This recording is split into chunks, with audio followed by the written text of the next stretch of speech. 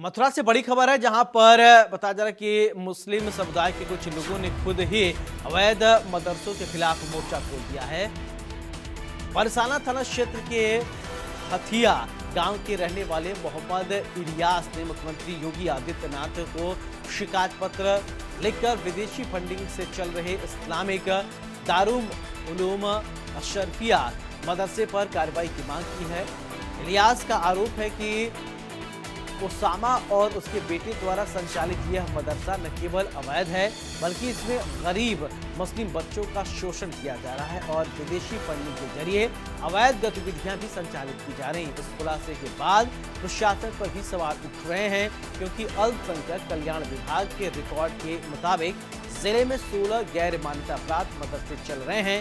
वहीं जिलाधिकारी चंद्र प्रकाश सिंह ने इन दावों को नकारते हुए कहा कि जिले में कोई भी अवैध मदरसा नहीं है। डीएम ने हाथिया गांव की शिकायत को संज्ञान लेते हुए जांच के आदेश दिए।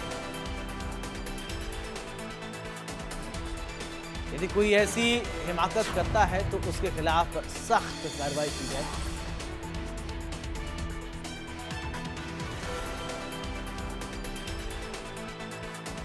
ये बड़ी जानकारी इस वक्त ही आपको बता रहे हैं।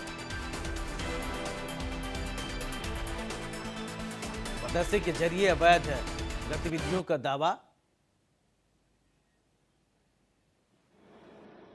देखिए, आप लोग अभी हमारे सामने ये मदरसे का प्रश्न आपने उठाया है। मैंने अपने अधिकारियों से भी पूछा, जनपद में कोई अवैध मदरसा नहीं चल रहा है और एक कोई शिकायत हथिया गांव की गई है, उसको हमने माइनॉरिटी अफसर को भेजा है जांच के लिए। अगर कोई इस तरीके का दुस्साहस करेगा तो विधि सम्मत कार्रवाई उसके विरुद्ध की जाएगी और एग्जाम्पलरी कार्रवाई की जाएगी। स्कूल के आड़ में इतना लंबा धंधा करता है, देश विदेशियों का आना जाना रहता है। गोला बम बारूद रात में गाड़ी भरकर आती है और फाटक बंद करा देता है, किसी को नहीं घुसने देता है। जो बच्चा वहाँ पढ़ने वाले हैं उनको अगर वो बच्चे उफ भी कह देते हैं, उनको अच्छी मार पिटाई करता है कि इतनी जबरदस्त गांव वाले देखते रह जाते। पर ज्यादा जानकारी के साथ वीर नारायण शर्मा मेरे साथ जुड़ रहे हैं। वीर नारायण, क्या है ये पूरा मामला, बताइए।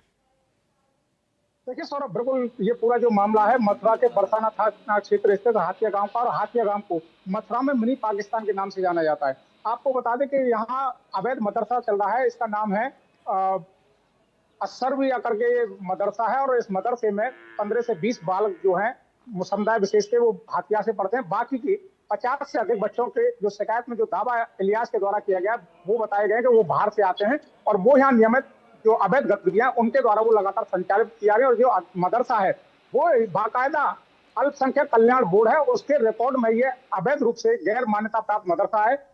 आपको बता दें कि इसके अलावा पूरे जिले में 16 मदरसा अल्पसंख्यक कल्याण विभाग के रिकॉर्ड में ये दर्ज हैं, और उसमें साफ तौर से कहा गया कि ये बिना किसी मान्यता के संचालित किए जा रहे हैं। उसके बावजूद भी प्रशासन स्तर से इस पर कोई कार्रवाई नहीं की जा रही। जब इसकी शिकायत अब सीएम योगी आदित्यनाथ से इलियास नामक जो हाथिया का रहने वाला है उसके द्वारा की गई, उसमें कहा गया कि जो ये मदरसा है इसमें ओसामा नाम का जो व्यक्ति है इसका संचालन करता है और इसमें अवैध गतिविधियां संचालित हो रही है। गोला बम बारूद रात में यहाँ लाए जाते हैं। तो इसके जब जो पत्र है वो प्रशासन तक पहुंचा तो इंडिया न्यूज को मिला, तो कल डीएम साहब से पूरे प्रकरण को लेकर के बात करने का प्रयास किया है। बाइट उनसे की गई तो उन्होंने एक अधिकारी को फोन किया, और अधिकारी से फोन करने के बाद डीएम ने कहा कि जिले में कोई भी मदरसा अवैध रूप से संचालित नहीं हो रहा।